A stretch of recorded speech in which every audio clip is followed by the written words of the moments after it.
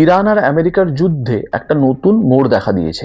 Donald Trump কালকে বলে দিয়েছে যে তাদের কোনো মাথা ব্যথা নেই হরমুজ প্রণালীটাকে খালি করার। যাদের অয়েল আর তেল বহনকারী জাহাজ এই হরমুজ প্রণালী দিয়ে যায়, তাদের মাথা ব্যথা তারা কিভাবে হরমুজ প্রণালীটাকে খালি করবে। দেখুন, আমেরিকার কোনো রকম তেল বা গ্যাস এই মিডিল ইস্ট থেকে যায় না। আমেরিকাতে প্রচুর পরিমাণে তেল এবং গ্যাস মজুদ আছে। তারপরে ওরা যখন ভেনেজুয়েলাটাকে ক্যাপচার করে নেয়, সেখান থেকে ওরা প্রচুর পরিমাণে তেল পেয়েছে। তার জন্য কোনোভাবেই আমেরিকার এই যুদ্ধে ডিরেক্টলি কোনো কিছু ক্ষতি হচ্ছে না, বরং লাভই হচ্ছে। তেলের দাম বাড়ার জন্য ওদের যে মজুদ তেল আছে সেগুলো বিক্রি করে ওরা কিন্তু লাভবানই হচ্ছে। এছাড়া যে অস্ত্র শস্ত্র বিক্রি করছে তাতেও ওরা লাভবান হচ্ছে।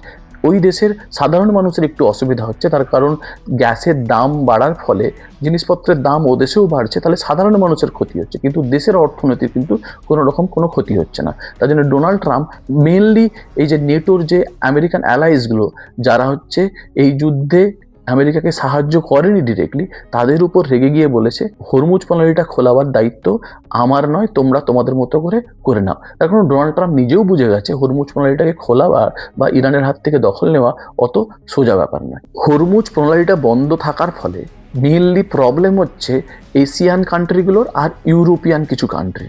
তার জন্যই গতকাল লন্ডনে প্রায় 35টি দেশের ডিপ্লোম্যাট হচ্ছে এই হরমুজ প্রণালীটাকে কিভাবে খুলবে সেই নিয়ে আলোচনায় বসেছিল। সেই দেশগুলো ছিল হচ্ছে France, Germany, Italy, south Korea, Japan, New Zealand, Australia, এছাড়া আরও বহু দেশ। আপনারা ভেবে দেখুন, এই যত দেশগুলোর নাম বললাম এরা কিন্তু সবাই আমেরিকান অ্যালাইস দেশ। আমেরিকান অ্যালাইস দেশ হয়েও এরা কিন্তু আমেরিকাকে এই মিটিংয়ে কিন্তু ডাকেনি। তার কারণ ডোনাল্ড ট্রাম্প বলে দিয়েছে যে তাদের কোনো মাথা ব্যথা নেই। তার জন্য এরা নিজেদের মতো করে মিটিং করে এই জায়গাটাকে খোলাবার চেষ্টা করছে, যাতে হরমুজ প্রণালীটা তাড়াতাড়ি খুলে যায় এবং সেখান দিয়ে তেল এবং গ্যাস বহনকারী জাহাজেরা যেতে পারে। এই হরমুজ প্রণালী দিয়ে পৃথিবীর 20% অয়েল, 20% গ্যাস এবং 27% ক্রুড অয়েল ও পেট্রোলিয়াম জাতীয় পদার্থ সরবরাহ হয়। যুদ্ধের আগে প্রতিদিন এইটা দিয়ে 130 খানা তেল এবং গ্যাস বহনকারী জাহাজ বেরোতো। এই যুদ্ধের সময় সেটা নেমে মাত্র 6টাতে হয়েছে। সেগুলো সবগুলো চাইনিজ জাহাজ, যেগুলো ইরান থেকে তেল এবং গ্যাস নিয়ে হচ্ছে চায়নাতে যাচ্ছে।